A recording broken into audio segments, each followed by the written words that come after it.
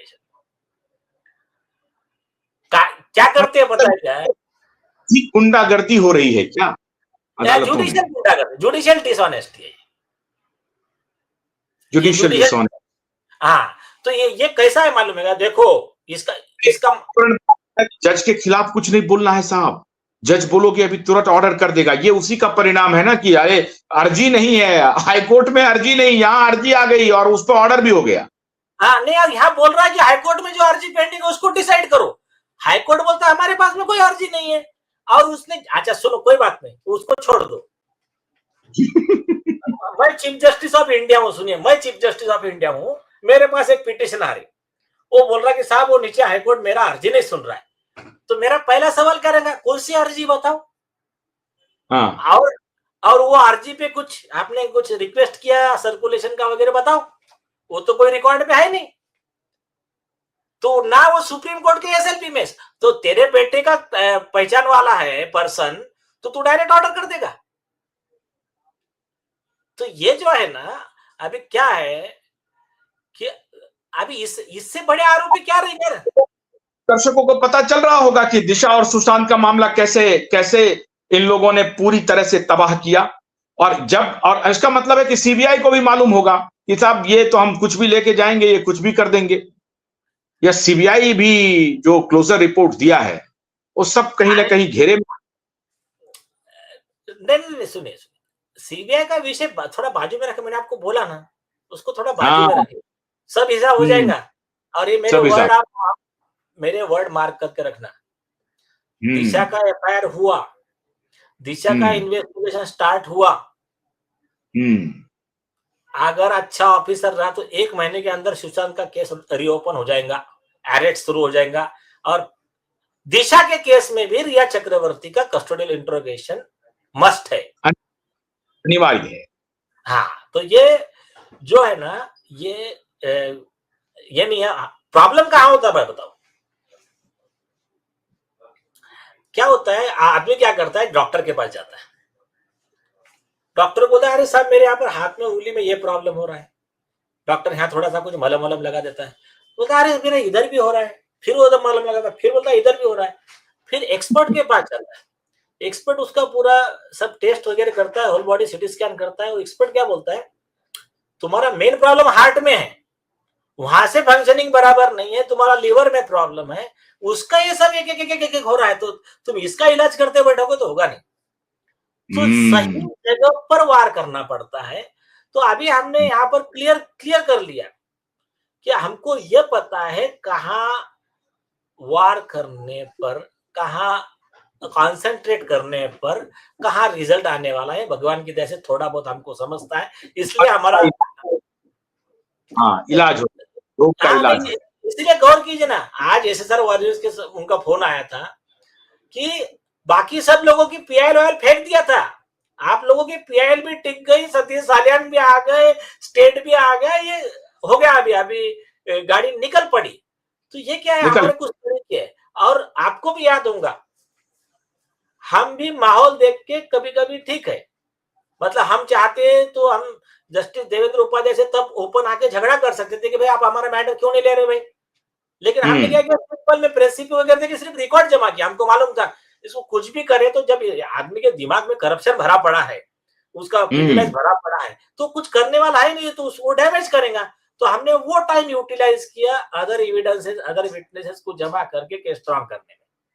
तो आज वो इसका मतलब ये हो गया नीलेश जी कि दिशा और सुशांत का केस जो हम लोग इतने दिनों से कह रहे हैं कि ये 2 मर्डर का केस नहीं है, ये बहुत बड़े राज पर से पर्दा उठाएगा।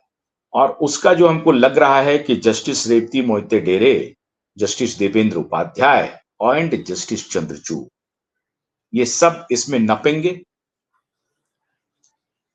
अरे नपना ही चाहिए भाई, मैं बता रहा हूं, हमने तो हमारे जो भी लीगल प्रोसीडिंग हमने ये किया है, एक्शन होना चाहिए, इनके खिलाफ कार्रवाई होगी।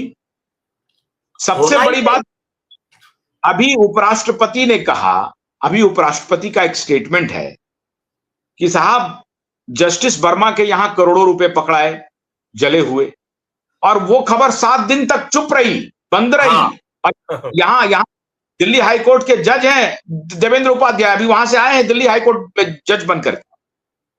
तो ये तो उनका प्रेरोगेटिव था कि इस खबर को इमीडिएटली वो फ्लैश करते। सुप्रीम कोर्ट के भी लोगों को दबाया, दिल्ली हाई कोर्ट ने भी दबाया, सुप्रीम कोर्ट ने भी दबाया। 7 दिन के बाद ये खबर बाहर आई, वो भी मीडिया ने निकाला विषय निकाला। तो ये बात साबित हो गई है देश के सामने। अब देश को जगना ही पड़ेगा और कोई चारा नहीं बचा है। अब देश को उठना ही पड़ेगा इन बेईमानों के खिलाफ, इन भ्रष्टाचारियों के खिलाफ। और उसके बाद देखिए जोग उनका ट्रांसफर कर दिया इलाहाबाद हाई कोर्ट पे। इलाहाबाद हाई कोर्ट के बार एसोसिएशन ने कहा हम रिसीव नहीं करने देंगे, उनको काम नहीं करने देंगे। अब उनको ट्रांसफर करके काम का कोई अधिकार नहीं दिया है। ऐसा ये करते किसी और के साथ क्या? नहीं, उपराष्ट्रपति जी ने बहुत सुंदर पॉइंट उठाया। उन्होंने कहा कि अगर दूसरा कोई भी पब्लिक सर्वेंट है, उसके घर पे पैसा पकड़ा जाता तो तुरंत एफआईआर हो जाता। एफआईआर क्यों नहीं हुआ? हाँ, और सुप्रीम कोर्ट जज है या चीफ जस्टिस ऑफ इंडिया भी है, कौन है? पब्लिक सर्वेंट ही है ना। हाँ बिल्कुल। इसके ऊपर भी जजमेंट है कि they are the public servant करके, खुद कॉन्स्टिट्यूशन बेंच का जजमेंट है। उसमें वन ऑफ द जज चंद्रचूड़ थे, तो ये खुद पब्लिक सर्वेंट है।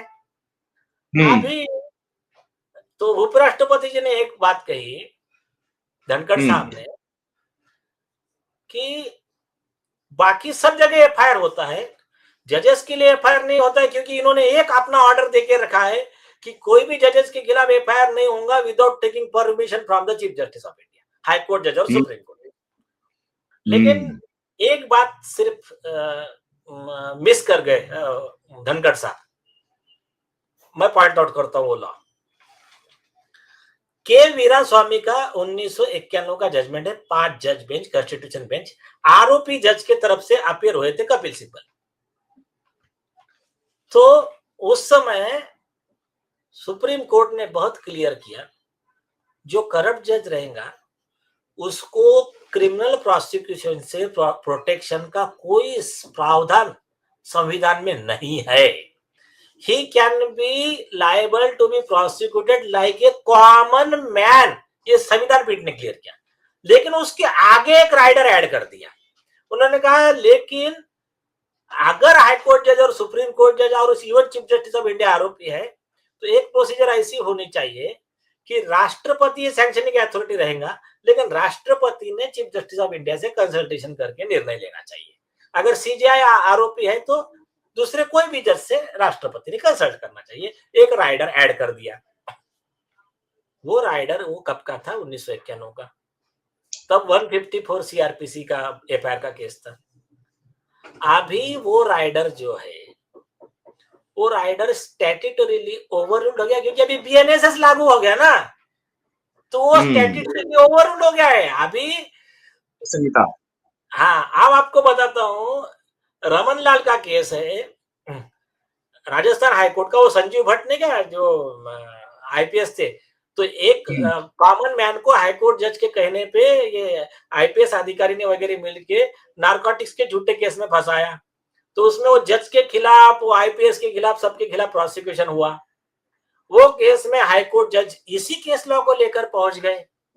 वो जजमेंट है Raman Lal versus state 2001 criminal law journal, page number 800, आपको नेट पे मिल जाएगा इंडिया कानून में।